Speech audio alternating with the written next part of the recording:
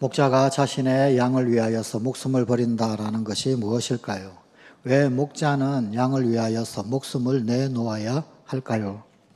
오늘 우리에게 주신 하나님의 말씀은 사실은 두 부분으로 나뉘어져 있습니다. 첫 번째 부분은 11절부터 16절까지의 말씀입니다.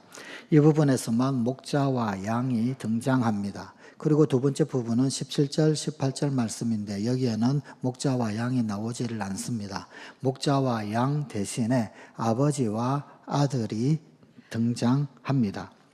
오늘 본문은 처음부터 주제를 간략하게 요약을 하고 시작을 하고 있습니다. 본문 11절 말씀입니다. 나는 선한 목자라. 선한 목자는 양들을 위하여 목숨을 버리거니와. 그러나 싹군은 이리가 오면 자신의 목숨 부지하기 위하여 양들을 버리고 도망을 가버립니다. 그래서 양이 죽게 될 것입니다. 싹군의 이기심은 양을 희생시켜 버립니다. 싹군은 목자가 아니기 때문에 양들의 생명을 책임지지 않을 것입니다. 싹군과 양들은 서로 아무런 관계도 맺지 못할 것입니다. 그러나 목자는 자신의 목숨을 걸고 양들의 생명을 구합니다. 양들의 목숨은 곧 목자의 목숨과도 같기 때문입니다. 그러므로 이 목자의 유일한 사명은 자신의 목숨을 선물하는 것뿐이었습니다. 죽음을 마다하지 아니하고 헌신하는 목자를 양들도 알고 있었습니다. 오늘 본문 14절 15절 말씀입니다. 나는 선한 목자라. 나는 내 양을 알고 양도 나를 아는 것이 아버지께서 나를 아시고 내가 아버지를 아는 것 같으니 나는 양을 위하여 목숨을 버리노라. 예수님께서는 당신 자신이 양의 문이기에 그래서 양들은 당신을 통해서 생명을 얻게 된다라고 말씀을 하십니다. 이 말은 요한복음 14장 6절에서 예수님께서 하신 말씀과 그 내용이 맥을 같이 합니다. 내가 곧 길이요 진리요 생명이니 나로 말미암지 않고는 아버지께로 올 자가 없느니라. 반면에 문을 통하지 않고 양우리에 들어가는 것은 다 도둑입니다. 절도이고 강도입니다. 그래서 그 절도와 강도는 오히려 약탈만 일삼습니다. 본문 바로 앞에 나오는 요한복음 10장 10절입니다. 도둑이 오는 것은 도둑질하고 죽이고 멸망시키려는 것뿐이요. 이것은 메시아로 자처하는 자들이나 혹은 거짓 지도자들, 특별히 요한복음서에 나오는 바리새인들을 위시한 주로 언급되어져 있는 당시 유대 지도자들을 공격하는 말입니다. 양들에게는 전혀 관심이 없고 오로지 자기 자신의 안정과 품삯만을 생각하는 싹군, 그 싹군 역시 이 도둑의 비유가 됩니다. 그들은 자기 자신들에게만 열중한 나머지 백성들과는 괴리되어져 있습니다. 백성들과는 멀리 동떨어져 있었던 것입니다.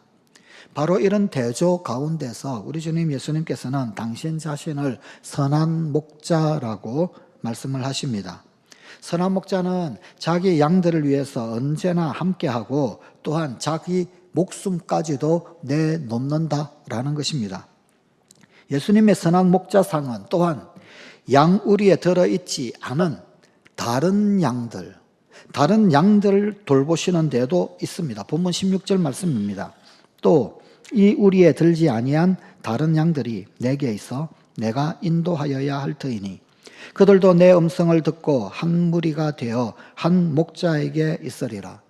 여기서 이 다른 양들, 이들은 직접적으로는 이방인들을 가리킵니다. 예수님께서는 그들도 한 목자 아래 한 무리가 되어야 한다. 그렇게 한 목자 아래 한 무리가 되어서 생명을 얻도록 하기 위해서 인도해야만 한다라고 그렇게 말씀하십니다.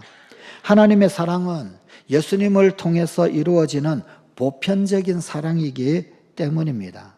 하나님의 사랑은 제한적이지가 않습니다. 하나님은 유대인만 사랑하시고 이방인은 사랑하시지 않는 것이 아닙니다. 하나님은 교회 안의 사람들만 사랑하시고 교회 밖의 사람만 사랑하시지 않는 것이 아닙니다.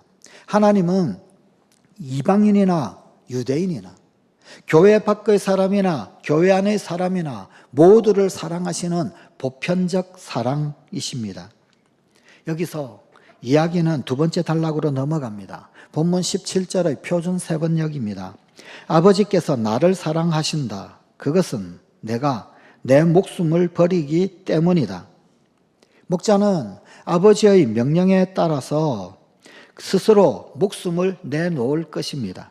그의 목숨을 통해 우리에 들지 않은 그런 양들도 되찾게 될 것입니다. 선한 목자가 싹꾼과 달리 목숨을 내놓는 것은 아버지 때문이었습니다. 아버지 때문에. 선한 목자로서 예수님의 모습은 당신의 뜻만 내세우거나 자신의 의지만을 내세우지 않고 아버지 하나님의 뜻에 따라 일하는 데서 찾아볼 수 있습니다.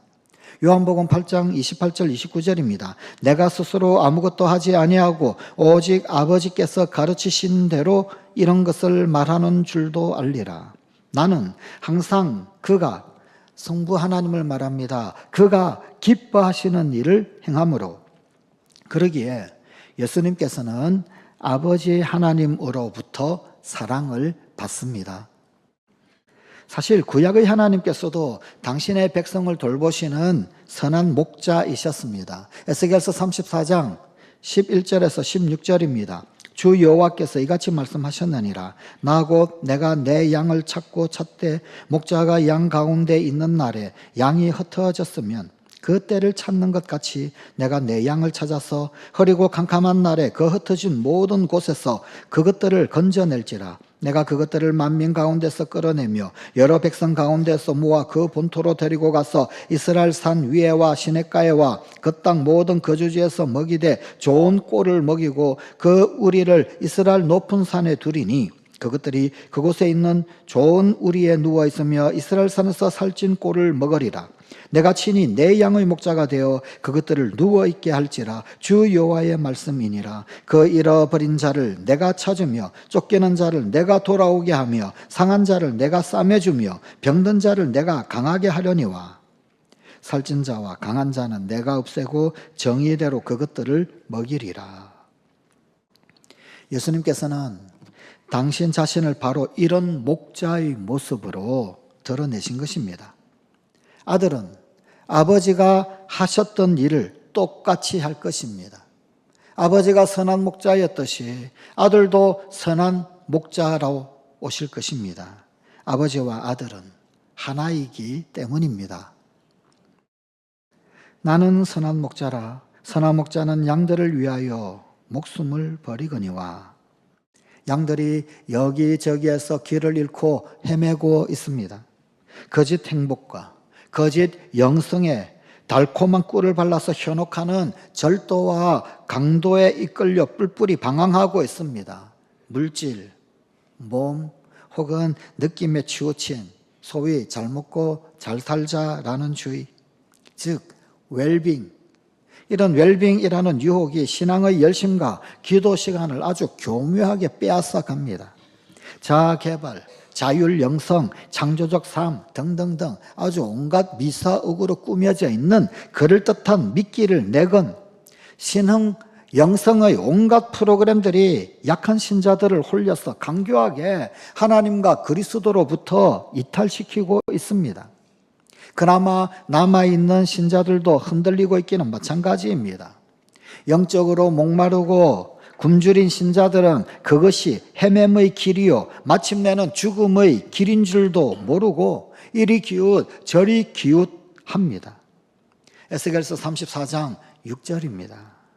내 양떼가 모든 산과 높은 몇 뿌리의 마다 유리되었고 내 양떼가 온 지면에 흩어졌으되 찾고 찾는 자가 없었도다.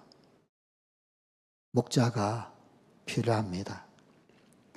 교회 울타리는 구멍나 있고 거짓 영성으로 목자 행세하는 강도들은 호시탐탐 선량한 양들을 노리고 있기 때문입니다. 곳곳에서 양들의 신음과 비명이 들려오기 때문입니다.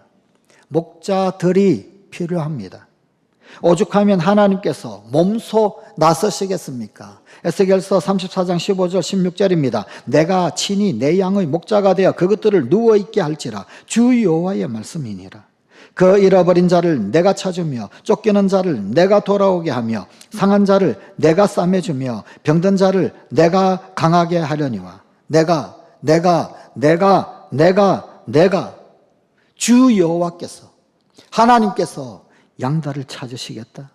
양들을 찾으시겠다. 싸매주고 병든 자를 강하게 하겠다. 돌아오게 하겠다. 아니, 오늘날 교회에서 목자 그러면 먼저 목사나 전도사 혹은 아니면은 선교사를 먼저 떠올리곤 합니다. 그런데 교회는 목자뿐 아니라 일꾼들도 필요합니다. 목사가 안 되면 뭐가 되어서 하나님의 일꾼이 될까요? 선교사가 안 되면 도대체 무엇이 되어서 하나님 구원 사업의 도구가 될까요? 하나님 앞에 어떻게 쓰임을 받을 수가 있을까요? 모든 사람이 사실은 하나님께 다 부르심을 받았습니다. 그래서 종교개혁자들은 만인제사장직을 주장합니다. 성직자들 뿐만 아니라 평신도 역시 이 세상 한복판 가운데서 수행하는 목자의 직분이다 라는 것입니다. 우리는 각자의 삶의 그 현장 가운데서 주님의 부르심에 충실해야 합니다. 현재의 직업을 하나님의 부르심으로 여기고 기쁘게 살아야 합니다. 또한 진정한 그리스도인은 자신이 하는 그 일 가운데서 의미와 보람을 느낄 줄 알아야 합니다. 내가 이 일을 위하여 부르심을 받았구나. 내가 이것 위하여 하나님께서 보내셨구나. 이 일 가운데 하나님께서 맡기시는 사명이 있구나. 그것 알아야 합니다. 그게 바로 만인제사장입니다. 오늘날 이 시대는 직업에 대하여서 천직 사상 이런 것들이 좀 덜한 그런 시대를 우리가 살아가고 있는 듯합니다. 평생 한 직장에서 일하는 사람은 오히려 무능한 사람 취급을 받고 이 직장 저 직장 여러 경력을 화려하게 거친 자, 그가 정말 능력이 있는 사람으로 그렇게 인정받는 오늘날 그런 시대를 우리가 살아가고 있습니다. 다 좋습니다. 문제는 이렇든 저렇든 어떤 일을 하든 어떤 곳에 있든 그 일을 감당함에 있어서 하나님 그 일로 부르셨다라는 거예요. 이 생각이 있느냐? 나를 불러서 이 일을 하게 하셨다라고 하는 것, 그것이 있느냐? 그것을 천직이라고 합니다. 곧 하나님 주신 일로 여기고 있느냐? 직업을 영어로는 vocation이라고 그러죠. 이 vocation이라고 하는 말은 라틴어의 보카레라고 하는 말에서 나온 말입니다. 보카레라고 하는 이 말의 원래 원뜻은 부르다라는 뜻입니다. 즉 직업이라고 하는 것, 그것은 하나님께서 부르심이 있는 것이다. 그 일에 하나님이 부르셨다. 즉 그리스도인들의 천직, 그게 직업이란 말입니다. 그래서 그 직업 가운데서도 제사장 직무, 직분 감당할 수 있어야 한다. 그게 만인 제사장직입니다. 천직. 그리스도인은 자신의 직업 안에서 스스로를 거룩한 산 제물로 봉헌할 줄 알아야 합니다. 로마서 12장 1절입니다. 그러므로 형제들아 내가 하나님의 모든 자비하심으로 너희를 권하노니 너희 몸을 하나님이 기뻐하시는 거룩한 산 제물로 드리라. 이는 너희가 드릴 영적 예배니라. 이 말씀은 흔히 예배 가운데서 많이 인용되거나 혹은 이해되고 있습니다. 영적 예배. 영적이라고 하는 이 말에 우리말 성경에 숫자 1이 붙어 있죠. 나눠주어 보면 그 1, 합당한이라는 뜻입니다. 영적 예배, 합당한 예배다. 우리가 드리는 합당한 예배. 그럼 내가 드리는 합당한 예배, 우리가 드리는 합당한 예배, 그 예배가 도대체 어떤 예배입니까? 하나님 기뻐하시는 거룩한 산 제물로 드리는 것. 하나님이 나를 부르신 그곳, 하나님께서 나를 보내신 그곳에서 산 제물이 되는 것, 그것이 합당한 예배다라는 거예요. 그래서 우리가 주일날 교회에 모여서 이렇게 예배드리는 이것만 예배가 아니란 말입니다. 이것만 영적 예배고 이것만 합당한 예배가 아니란 말입니다. 우리 평일의 삶, 일주일의 삶, 나를 보내신 그곳, 나를 부르신 그곳, 나의 일터, 나의 직장, 내가 거기에서 역할을 감당하는 그곳, 그 가운데서 산 제물 되는 것, 그것이 합당한 예배라는 거예요. 나는 싹군일까요? 선화목자일까요? 혹시 나는 절도, 강도, 도둑일까요? 아니면 선한 목자일까요? 거룩한 산재물이 되고 있으십니까? 나는 선한 목자라. 나는 내 양을 알고 양도 나를 아는 것이 아버지께서 나를 아시고 내가 아버지를 아는 것 같으니. 목자는 양을 압니다. 그리고 양도 목자를 압니다. 아버지는 나를 아십니다. 그런데 나는 아버지를 알고 있을까요? 나는 아버지의 마음을 알고 있을까요? 양들을 위해 목숨을 내놓는 목자, 이 목숨 바쳐 사랑해 주시는 주님의 마음을 우리는 참 몰라줄 때가 많습니다. 철이 들던 아이처럼 아버지 사랑은 당연한 것이다 라고 그러면서 그 소중함을 잊고 사는 우리들. 우리는 하나님의 위대하심만 알고 그분의 사랑은 잘 모릅니다. 하나님의 위대하심과 하나님의 사랑을 동시에 담고 있는 것, 그 낱말이 있습니다. 하나님의 위대하심과 사랑을 동시에 담고 있는 낱말이 바로 경륜이라고 하는 말입니다. 경륜, 그러하게 되어지도록 짜여진 것.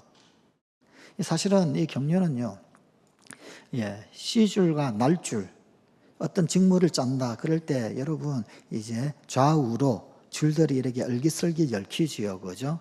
그 시줄과 날줄이 얽혀 있는 그것을 사실은 경륜이라고 합니다. 문자 그대로는 그런 뜻입니다.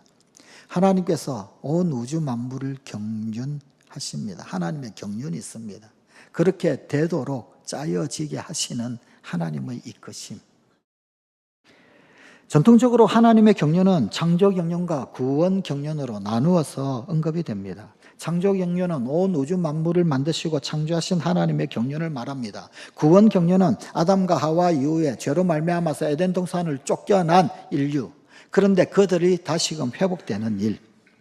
그 에덴 동산을 잃어버린 이후부터 오늘도 여전히 우리를 구원으로 이끄시는 그 하나님의 열심, 그것을 구원 경륜이라고 합니다.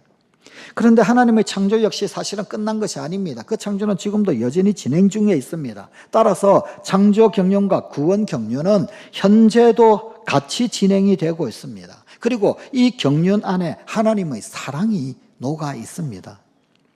먼저 창조 경륜은 이런 것입니다. 창조는 어떻게 이루어집니까? 어떨 때 창조가 일어날까요? 여러분, 창조는 충만할 때 이루어집니다. 창조는 무엇보다도 사랑이 가득할 때 그때 이루어집니다. 사랑이 차고 나서 그렇게 넘치면 창조를 하게 되어 있습니다.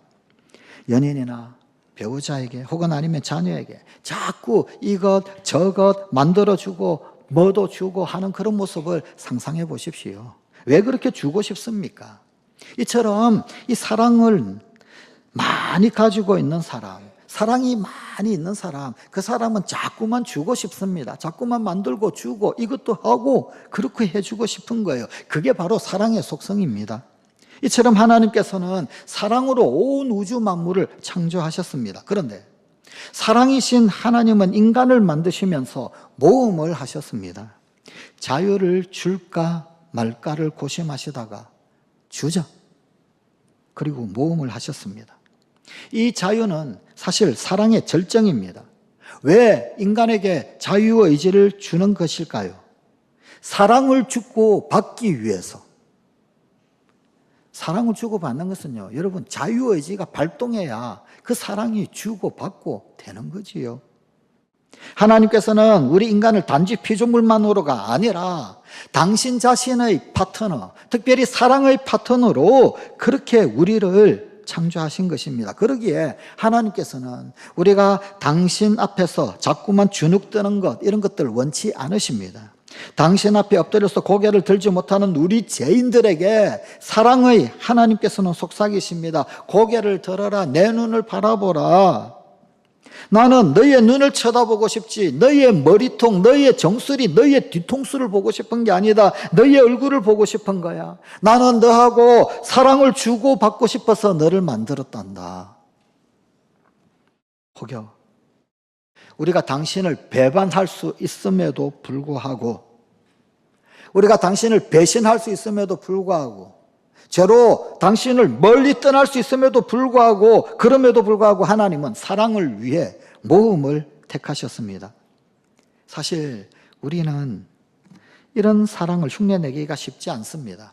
우리는 사랑할수록 더 가지고 싶고, 사랑할수록 더 독점하고 싶고, 사랑할수록 더 많이 억압하고 소유하고 하려고 하지 않습니까? 이것이 바로 우리들의 함정이고 유혹입니다. 하지만 하나님의 창조 경륜은 인간을 당신 사랑의 파트너로 삼으시기 위하여서 배반의 가능성을 무릅쓰시고 자유의지를 주셨습니다. 이 대목이 바로 하나님 창조 경륜의 절정이요 백미입니다. 클라이막스입니다. 그러면 구원 경륜은 또 어떤 것입니까? 하나님은 사랑의 구원 경륜으로 강림 구속이라고 하는 아주 기가 막힌 방법을 택하셨습니다. 강림은 내려오다, 구속, 영어로 set free를 말합니다. 희생, 대가를 치르고 자유롭게 풀어주다. 우리에게 내려오셔서 우리에게 자유롭게 풀어주시기 위해 희생을 택하셨다는 겁니다. 내가 사랑하는 그들이 이토록 나를 만지고 싶어 하고 보고 싶어 하고 또한 느끼고 싶어 하는데, 그렇다라고 그런다면 내가 그들 눈높이에 맞춰져 보자. 왜요? 우리가 사람이 하나님 눈높이에 이르지 못하니까. 우리가 하나님 그 눈높이에 맞추어 갈 수가 없으니까. 하나님께서 그러면 우리 사람의 눈높이로, 내 눈높이로 그러면 내가 낮추어 주자. 그게 강림입니다. 그래서 당신께서 사람이 되어 오신 것, 곧 성육신 하신 것입니다. 사랑은 이처럼 눈높이를 맞춥니다. 하나님은 우리의 눈높이를 맞추시기 위해서 사람으로 오셔서 육신을 취하셨습니다. 이 강림은 예수님께서 태어나시며 완성된 것이 아닙니다. 예수님이 땅 가운데 태어나시고 육신을 입으신 그 이후에도, 예수님께서 돌아가시기까지도 끊임없이 인간이 되시어 낮은 자리, 또 낮은 자리, 또 낮은 자리로 강림하셨습니다. 그분은 사람의 몸의 자리로 오셨고, 뿐만 아니라 십자가의 자리로 낮아지셨고, 십자가뿐만 아니라 사망의 자리에까지 또 낮아지셨습니다. 왜입니까? 진정한 사랑은 같이 아파하고 같이 느끼며 같은 처지가 되는 것이기 때문입니다. 그러기에 예수님께서는 인간의 한계와 인간의 절망 쪽으로 계속해서 내려오셨습니다. 그것이 처절한 절망의 구렁텅이라 할지라도 그 자리까지 내려오시고 또 내려오셨습니다.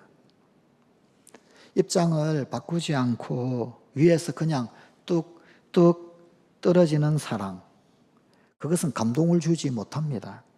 반면에 그 사람과 같은 눈높이로 가서 함께 할 때 상대가 감동을 받습니다. 이것이 주님의 사랑입니다. 이 하나님 사랑은 결국 죄인도 품는 사랑입니다. 이 하나님 사랑은 저인망 사랑입니다. 무슨 말입니까? 하나님 사랑은 저인망 그물처럼 저 바닥, 저 밑바닥까지도 다 훑어 끌어내는 사랑이다, 그런 말입니다. 그러기에 이 저인망 안에 안 들어가는 사람이 없습니다. 죄인들까지도 다 훑으셔서 당신 사랑 속에 잠기게 하십니다. 결론은 이것입니다. 너 하나가 주님께 전부다. 나 하나가 주님께는 전부다. 그러니 조금씩만 더 주님 사랑의 마음을 알아들이는 성광가족이 되시면 어떻겠습니까? 그러면 주님께서도 너 이제야 철 좀 들었구나 그러며 기특해 하실 터이니 말입니다. 이런 주님의 마음을, 목자의 마음을 알까요? 인도인 다시랏 만지라는 사람이 있었습니다. 1960년 어느 날 그의 아내가 병에 들었습니다. 병원에 가기 위하여 집을 나섰는데 병원 가는 일이 이게 보통 험하지 않았습니다. 마을에서 병원까지 55km. 그런데 이 병원에 가기 위해서는 마을 앞에 떡하니 버티고 있는 산이 하나 있는데 그 산을 넘어가야만 했었습니다. 하여간 아내를 업고 몇 시간 동안 낑낑대면서 그러면서 산을 넘습니다. 그렇게 걸어갑니다. 그럼에도 불구하고 목적지는 멀기만 합니다. 결국은 그의 아내는 길 위에서 그만 그 운명을 맞이하고 맙니다. 그는 아내를 땅에 묻으면서 울분도 원망도 절망도 다 함께 땅에 파묻어 버렸습니다. 울분, 절망, 원망 그런 것 붙들 시간이 없다고. 그것 다 함께 아내와 함께 파묻어 버립니다. 그리고는 그 다음 날부터 삽을 들고 나갑니다. 정을 들고 나갑니다. 망치를 들고 밖으로 나갑니다. 그리고 아내를 추모하는 마음으로 그 다음 날부터 산을 깎아내기 시작을 합니다. 두 번 다시는 내 아내와 같은 이런 불행한 일이 있어서는 안 돼. 그게 아내를 위하는 일이고 그리고 또한 그것이 사람들을 위하는 일이다 생각을 했습니다. 그리고 그는 산을 깎는 일을 하루도 빼놓지 아니하고 무려 22년 동안 지속합니다. 22년 지나고 드디어 길이 났습니다. 마을에서 병원까지. 이 다시랏 만지가 깎은 산길의 길이는 그렇게 수십 킬로 길을 낸 건 아닙니다. 그가 깎았던 산길은 딱 110m, 높이는 9m, 그리고 넓이는 8m 정도 되는 그런 계곡길, 터널과 같은 그런 길을 겨우 22년 동안 내었습니다. 하지만 바위를 깨고 흙을 퍼나르면서 홀로 그 길을 내었는데 그 길이 나무로 말미암아서 55km가 되던 병원까지의 그 거리가 40km가 단축이 되어서 15km로 짧아졌습니다. 그는 2007년에 사망을 했습니다. 이 사람이 죽고 난 다음에 전 세계 해외 토픽은 이 사람의 이야기를 보도를 했습니다. 전 세계적으로 화제가 되었습니다. 그가 예수님을 알았는지 몰랐는지 그것은 알 수가 없습니다. 하지만 아내를 살리려고 했던 그의 사랑, 그리고 그 아내를 위해서 했던 그의 일은, 그 사랑은 꼭 예수님 사랑과 닮았습니다. 자기를 잊었기 때문입니다. 몰아적이었기 때문입니다. 자기를 살피고 자기 유익을 취하고 자기 위주로 생각한 것이 아니라 자기는 오롯이 잊어버리고 아내를 살리고 사람들을 살리고 또 다른 그 누군가를 살리기 위한 몰아적이었기에 꼭 우리 주님 그리스도를 닮은 사랑이었습니다. 그는 마침내 못한 사랑을, 다 못했던 그 사랑을 이웃 사랑으로 성화를 시켰습니다. 그리고 온몸을 던져서 위대한 일을 해내었습니다. 오늘 본문 17절의 공동번역입니다. 아버지께서는 내가 목숨을 내놓기 때문에 나를 사랑하신다. 그렇게 하여 나는 목숨을 다시 얻는다. 기도하십시다. 아버지 하나님, 참으로 목자가 필요한 우리에게 선한 목자 되어주신 우리 주님께 찬양과 영광 존귀 감사를 올려 드리옵나이다. 목숨을 내어놓아 선한 목자 되어주신 우리 주님께서 우리에 있는 양뿐 아니라 또 다른 양들, 그들을 찾아 그들도 한 목자, 한 우리, 한 양떼 되도록 찾으실 때 우리 역시 목숨 내어놓아 사랑함으로 오히려 목숨을 다시 얻게 되어진 이 놀라운 우리 주님의 신비, 이 거룩한 비밀, 우리 주님의 그 마음을 아는 우리 성관 가족들이 되게 하여 주옵소서. 아버지는 나를 아시는데 나는 아버지를 알까요? 목자는 양을 아는데 그리고 양도 목자를 안다고 하는데 나는 선한 목자의 양일까요? 목자의 마음을 아는 우리 성관가족이 되게 하여 주시옵소서. 예수님 이름으로 기도드리옵나이다. 아멘.